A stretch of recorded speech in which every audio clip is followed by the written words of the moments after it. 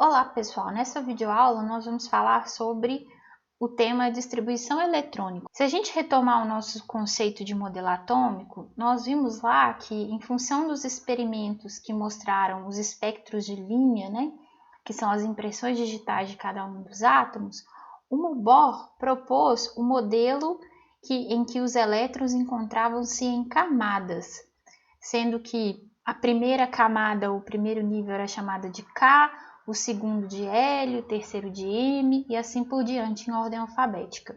E ele também previu a quantidade máxima de elétrons que poderia caber em cada uma das camadas ou níveis. Em seguida, nós vimos que lá naquele espectro de linhas, cada linha, na verdade, era formada por um conjunto de linhas bem fininhas, ou seja, cada nível, na verdade, era composto por subníveis. E aí a gente viu as implicações e conceitos dos desdobramentos desses subníveis até o nosso modelo mais atual, que é o modelo quântico. Porém, essa ideia de nível e subnível, ela já é o suficiente para a gente trabalhar com o nosso conceito de distribuição eletrônica. Então, vamos para um exemplo? Como que eu vou distribuir, ou seja, como que eu vou colocar em termos de níveis e subníveis os elétrons, por exemplo, do átomo de hélio? O hélio possui número atômico 2, isso significa que ele tem 2 prótons. Se ele é um átomo neutro, ele possui 2 elétrons. Se eu fosse descrever essa representação da distribuição eletrônica do hélio, eu usaria essa representação. 1s2. O que significa um 1? O 1 significa o nível ou a camada em que eu tenho esses elétrons. O S significa o subnível. E o 2 significa esses 2 elétrons do hélio. Sendo que, para o subnível S, eu sei que ele cabe também no máximo 2 elétrons. E essas informações, elas foram previamente descritas pelo modelo de Bohr e também pelo modelo quântico, em que a camada K, ou nível 1, tem apenas um subnível, que é o S, e esse subnível comporta no máximo 2 elétrons. Já a camada L, ou nível 2, tem 2 subníveis, o S e o P, sendo que o S comporta no máximo 2 e o P no máximo 6, e assim por diante. Os cientistas pensaram numa forma de organizar ou de tornar didática a distribuição ou a construção da distribuição eletrônica. Eu sei que eu tenho níveis de 1 a 7 e eu sei o máximo de elétrons que cabem em cada camada ou cada nível. E eu sei também o máximo de elétrons que cabem em cada subnível e como as camadas ou níveis se dividem em subníveis. Então foi feita essa proposta de organização. O nível 1 teria um subnível, que é o S, e ele comporta no máximo 2 elétrons. O nível 2 comporta no máximo 8 elétrons, e ele pode ser dividido em 2 subníveis, S e P, sendo que no máximo 2 no S e 6 no P. 2 mais 6, 8. Já o terceiro nível consegue comportar 18 elétrons, e esse nível 3 ele pode se dividir em subnível S, P e D, sendo que o S comporta no máximo 2, o P no máximo 6 e o D no máximo 10 elétrons. E esse diagrama tornou-se um guia para promover a distribuição eletrônica dos átomos, uma vez que os números indicam os níveis, as letras os subníveis, e esse índice aqui na parte superior do lado direito indica a quantidade de elétrons, sendo que aqui nesse diagrama ele está mostrando sempre a quantidade máxima de elétrons em cada subnível. Quando foi se pensar em termos de energia desses subníveis, se você colocar as camadas da menor energia para a maior energia, a gente teria a primeira camada ou primeiro nível, 1, 2, 3, 4. E aí, se eu pensasse agora nas energias dos subníveis que compõem cada nível, eu teria um S aqui, 2S, 2P. Porém, quando eu vou passando para o nível 3 e nível 4, os subníveis começam a ficar muito próximos em termos de energia. E aí surge uma dúvida.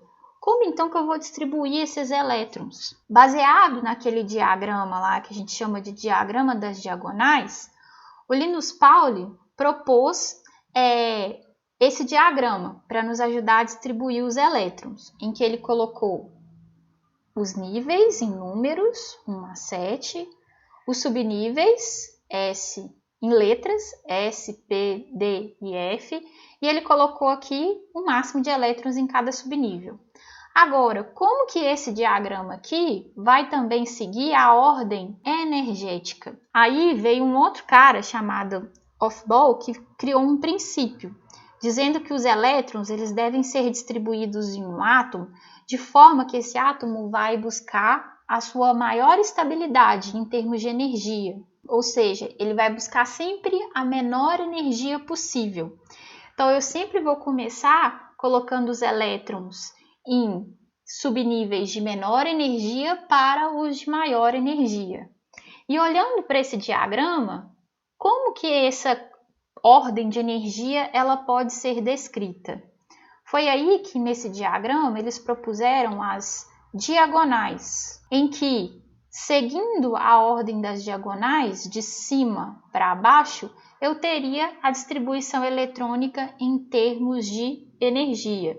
Então, eu sempre começo distribuindo meus elétrons no subnível 1s, depois eu venho para o 2s, seguindo a diagonal. Vim aqui, vou para cá, vim aqui, vou para cá. Próximo, depois do 2s, vem para a diagonal, seria o 2p. Em seguida, o 2s, aí volto lá para o início da seta. Próximo seria 3p, depois 4s, ó, vem para cá.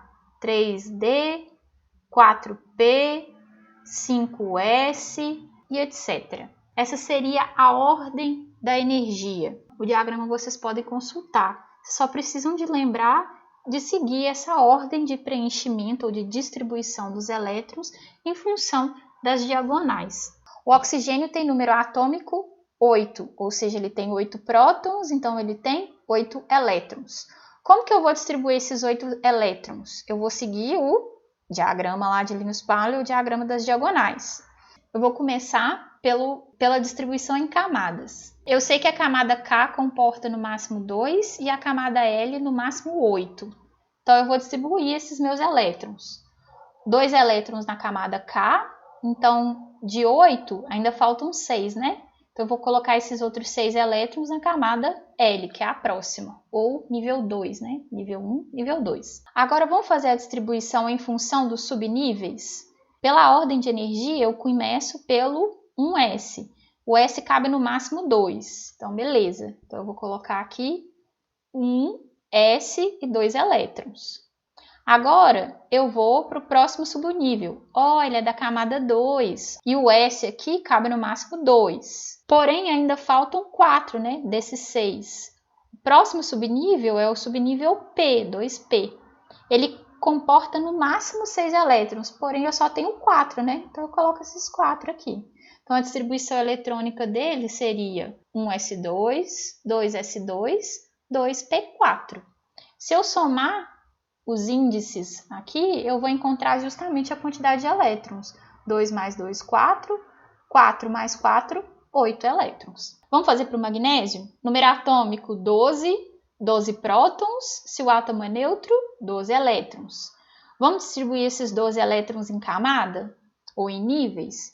O primeiro nível comporta no máximo 2, o segundo nível no máximo 8 e o terceiro nível vai comportar 18. Só que, pela quantidade que eu tenho, né, só faltam 2, então ele vai comportar 2. Começo pelo 1s2, depois 2s2, depois 2p6, na soma já tenho 10, e ainda faltam 2 elétrons. Vou para o próximo nível, que é o 3s com 2. Vamos fazer a do manganês, que tem 25 prótons, consequentemente 25 elétrons. Vamos distribuir esses elétrons. 1s2, então já foram 2 elétrons. 2s2, 2p6, 8 elétrons, mais 2, 10. Beleza, faltam 15 ainda. 3s2, 3p6, então aqui já foram 10 mais 8, 18. 4s2, 3d5. Olha, engraçado, né? O 4s veio antes do 3d. Por quê, hein? Porque em termos da ordem de energia, olhem aqui, quando eu venho nessa diagonal, eu preencho primeiro P, 3P, depois o 4S, aí eu volto lá no final, depois que eu venho no 3D. Ou seja, essa é a configuração eletrônica em termos de energia. A camada mais externa é aquela que está com o maior número, ou é a camada 4 ou camada N. Se a camada mais externa é a 4, consequentemente, o subnível mais externo também é o que tem a camada 4, é o 4s. Porém, se eu pensar na distribuição eletrônica em termos de energia, eu coloco o 4s antes do 3d, seguindo a ordem das diagonais. Então, essa aqui é a ordem energética. Se eu quiser descrever essa mesma distribuição eletrônica, porém em ordem espacial, de como os elétrons estão geograficamente lá no átomo, eu teria essa distribuição eletrônica, em que eu troco a posição. Por que eu estou frisando isso? Porque vocês podem encontrar nos livros tanto uma distribuição eletrônica escrita por ordem energética, quanto por ordem espacial. Então, pensando lá nos conceitos que nós já conhecemos de íons, que são átomos que perderam ou ganharam elétrons, ou seja, espécies com cargas elétricas, como que a gente vai fazer a distribuição eletrônica de um átomo ou de uma espécie que perdeu ou ganhou elétrons? Ou como que a gente vai fazer a distribuição eletrônica de um íon? A forma mais fácil é pensar no átomo neutro e depois tirar ou doar elétrons para a sua camada de valência. A camada de valência é a camada mais afastada do núcleo, ou seja, aquela que está mais longe do núcleo, a mais externa em termos de espaço, em termos de geografia.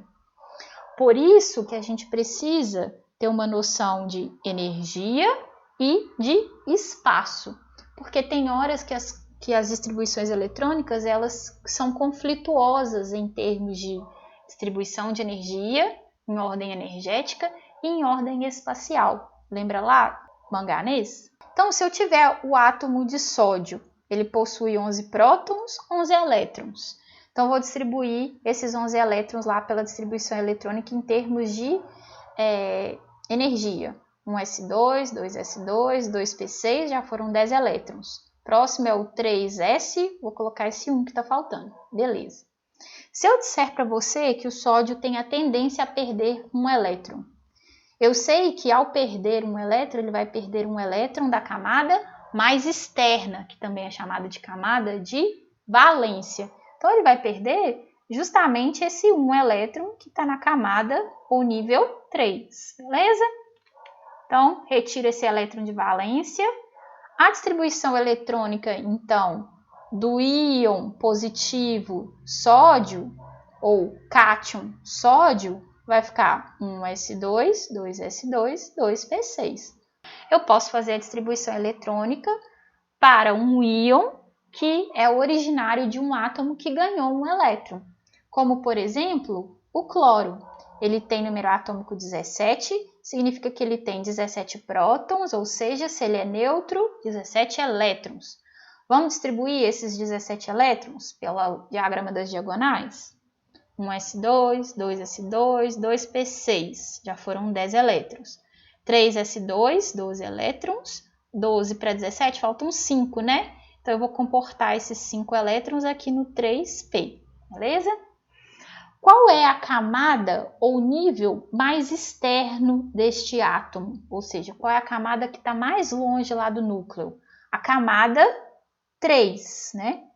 Eu tenho 2 subníveis nessa camada. Eu tenho o subnível S, que já está completo, e o subnível P, que comporta no máximo 6 elétrons. Se esse átomo tem 5 elétrons lá no P, olha, ainda cabe 1. E se eu disser para você que ele ganha um elétron, esse 1 elétron vai ser acrescentado justamente na camada de valência, que é a camada 3, e no subnível P, que é o mais externo. Consequentemente, a distribuição eletrônica do íon é 1s2, 2s2, 2p6, 3s2, 3p6. Se eu somar a quantidade de elétrons aqui, ó, 2 mais 2 mais 6, 10 mais 2, 12, mais 6, 18. Está de acordo com esse íon? Sim, ele tem 17 mais 1 da carga elétrica, 18, beleza? Então, a gente pode fazer a distribuição eletrônica para os átomos neutros, usando o diagrama das diagonais, e também para os íons. Porém, para os íons, a gente tem que lembrar que eu vou retirar ou acrescentar elétrons sempre na camada de valência desse átomo, que é a camada mais externa, ou seja, a camada que está mais longe do núcleo. Então, para a gente finalizar, eu proponho para vocês um fluxograma, que vocês devem encontrar quais são as palavras ou conceitos que cabem em cada um dos números aqui desse fluxograma. Esse fluxograma é uma forma de condensar, né, de resumir todos os conceitos que nós vimos ao longo dessas 3 semanas do nosso módulo 1 de ensino remoto emergencial. Então era isso, pessoal. Obrigada!